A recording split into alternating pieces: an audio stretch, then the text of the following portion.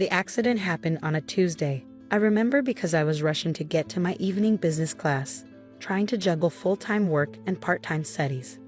One moment I was crossing the street, the next I was waking up in the hospital with both legs shattered and my life forever changed. "Miss Sullivan," a nurse's voice penetrated the fog of pain medications. "Your parents are here."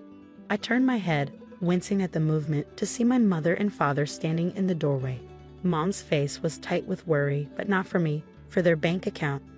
Dad wouldn't even look at me, his eyes fixed on the medical charts at the foot of my bed. "How much is this going to cost?" Those were his first words. Not "How are you, Sarah?" or "Thank God you're alive." Just cold calculations. The doctor explained the extent of my injuries. Multiple fractures in both legs. Months of rehabilitation ahead. Physical therapy. Specialized equipment. The list went on, and with each item, I watched my father's face grow darker. "We can't afford this," he said finally, turning to me. "The business is already struggling. Your brother's college tuition is due next month." Ah yes, my brother Michael. The golden child. The one destined to take over Sullivan Manufacturing, our family's company. The one whose education couldn't possibly be compromised. But I tried to speak, my throat dry. "My insurance." "Your basic insurance won't cover most of this," Mom cut in. "And we can't put this burden on the family. Not now." I stared at them, unable to believe what I was hearing. "I'm your daughter. And Michael is our son," Dad snapped. "The future of our company. We can't risk everything we've built. You're 24, Sarah. Old enough to handle this yourself." 2 days later, they stopped answering my calls. A week after that, I received a text from Mom. "We've packed your things. Your apartment lease is paid through the month. We're sorry, but you need to figure this out on your own." Just like that, I was on my own. No family, no home, and medical bills piling up faster than I could count them. The only person who stood by me was my Aunt Claire, Mom's younger sister, who'd always been the black sheep of the family for choosing art over business. "Move in with me," she said, visiting me in the hospital. "I have plenty of space in my apartment above the gallery." I looked at her through tears.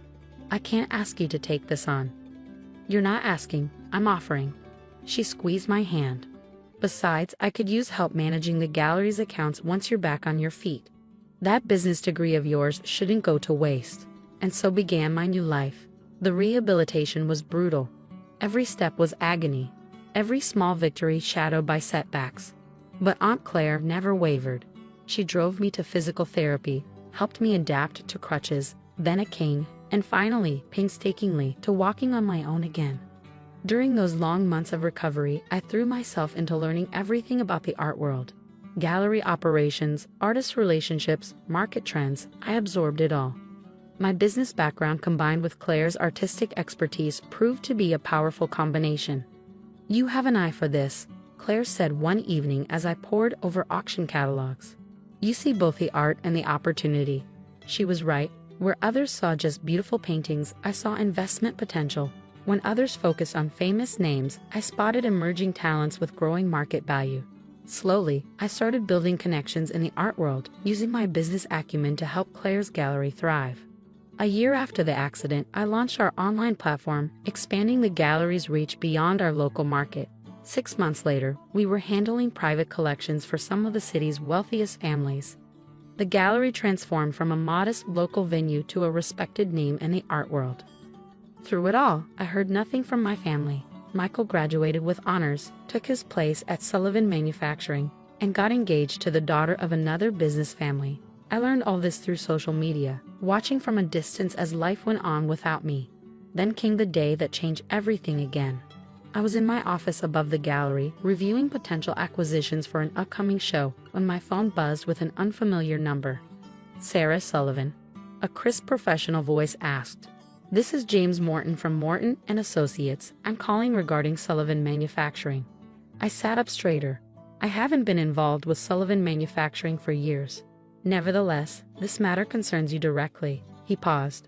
"Are you aware that your grandfather's original company charter included a unique provision?" "No," I said slowly. "I wasn't given access to any company documents." "Well, it seems your father wasn't aware either. Until now." Another pause. The charter stipulates that any sale or merger of the company requires unanimous consent from all living direct descendants of the founder. That includes you, Miss Sullivan. I gripped my phone tighter. What exactly are you saying? Sullivan Manufacturing is in negotiations for a $50 million buyout. The deal cannot proceed without your signature. Your father asked me to contact you about signing over your voting rights. I closed my eyes, memories flooding back. The hospital room. The coldness in Dad's voice. The text message from Mom. Years of silence. Miss Sullivan. Are you there? Yes, I said, opening my eyes. Please tell my father I'll need to review all the relevant documents before making any decisions. He can send them to my office at Claire Sullivan Gallery. Hi, of course. Though I believe your father hoped to resolve this quickly. I'm sure he did. I smiled, though the lawyer couldn't see it. But I've learned a lot about contracts and fine print over the past few years. I'll need time to review everything thoroughly. After hanging up, I sat back in my chair, looking out over the gallery below. The space was filled with paintings and sculptures worth millions. Pieces I had helped acquire and sell. I'd built something here, something valuable, without my family's help or approval. My phone buzzed again. This time it was a number I hadn't seen in 5 years. Dad. I let it ring. The next morning, a courier delivered a thick envelope of documents to the gallery. Inside was the merger agreement, along with a letter requesting my prompt attention to this urgent matter, and a pre-signed release of voting rights. They even helpfully marked all the places where I needed to sign with little yellow tabs.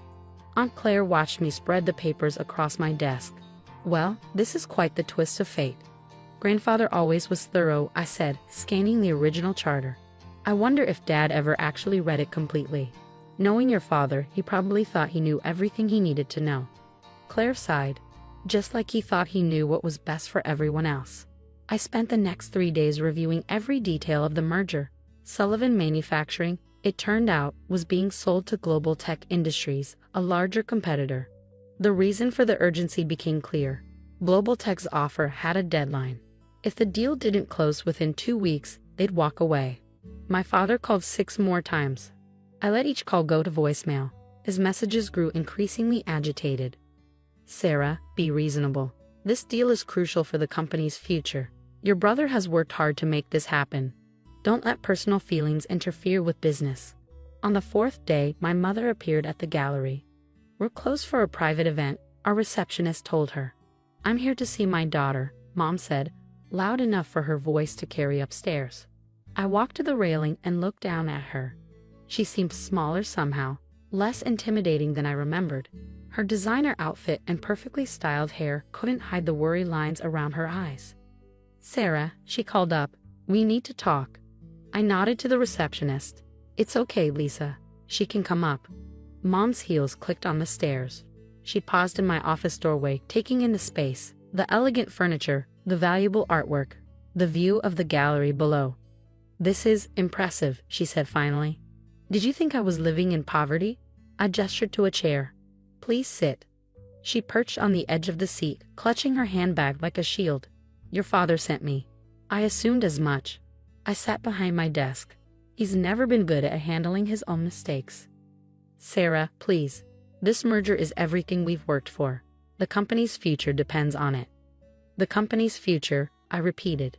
You mean Michael's future? She flinched. That's not fair. Your brother has dedicated himself to the business, and I dedicated myself to recovering from near-fatal injuries.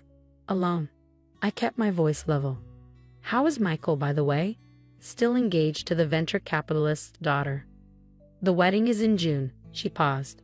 You could come. I laughed, though there was no humor in it.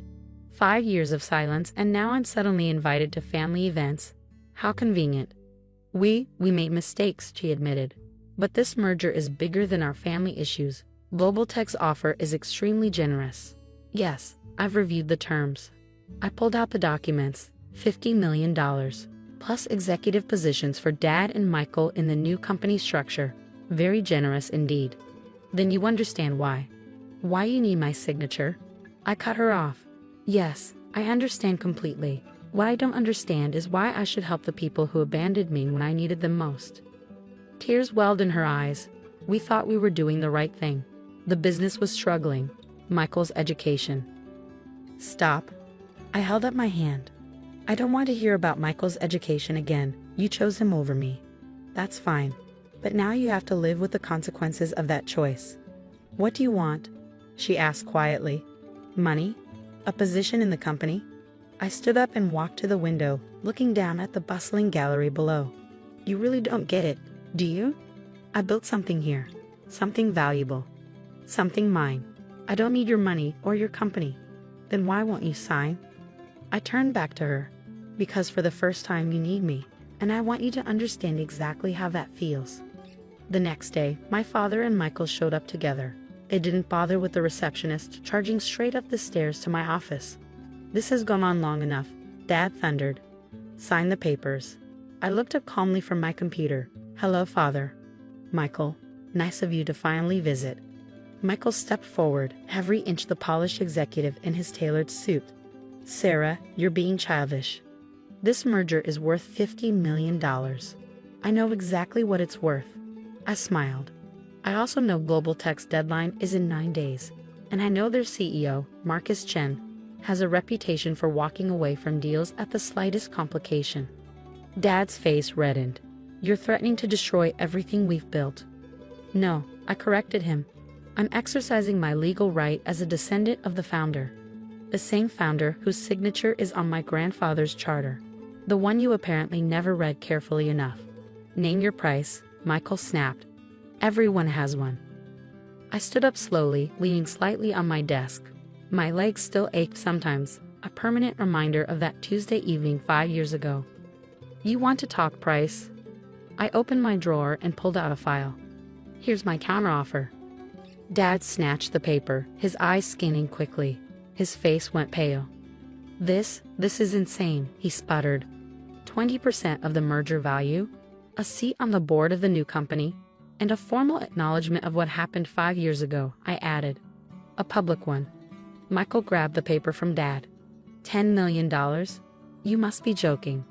Do I look like I'm joking? I gestured around my office. I built this gallery into one of the most successful art dealerships in the city. I understand value, leverage, and negotiation. But more importantly, I understand family, or rather what family shouldn't be. We can't possibly, Dad began. You can, and you will. I sat back down. Otherwise, I'll let the Global Tech deadline expire.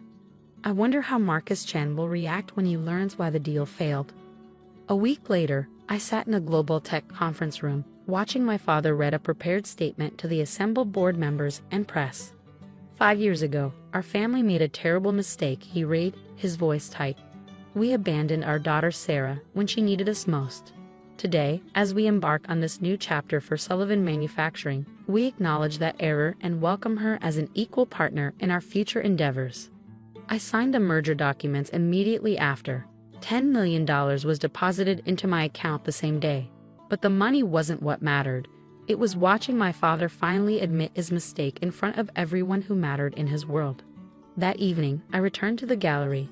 Aunt Claire was waiting with a bottle of champagne. To karma, she said, handing me a glass. To second chances, I corrected her. Some we give others, some we give ourselves. I looked around at the gallery, my gallery. Tomorrow, I'd be attending my first board meeting as one of Global Tech's directors. But this was still my true success story. My phone buzzed. A text from Mom. Can we have dinner sometime? Just us? I stared at the message for a long moment before replying. Not yet. But maybe someday.